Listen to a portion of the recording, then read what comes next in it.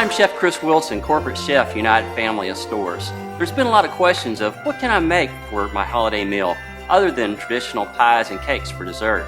Well, I have an idea for you today. Trifle. Trifle is a traditional English dessert that a lot of people forget about. It's bringing back the old to make it new, and that's pretty exciting for me. It's going to make a real impression for your guest. The trifle consists of several components.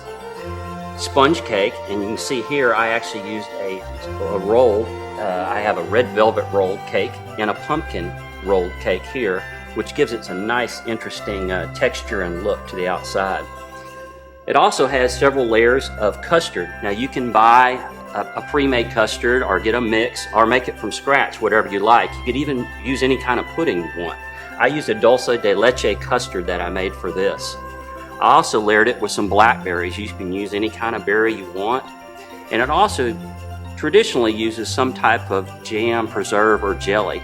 So there's different layers of those components in the trifle to give it an interesting look and lots of flavor. As you can see, this is a traditional trifle dish with straight sides with the stand, so you can see all the different layers and components that make up the trifle. I think trifle will make a great impression on your guests for the holidays. These recipes and others are available on our website.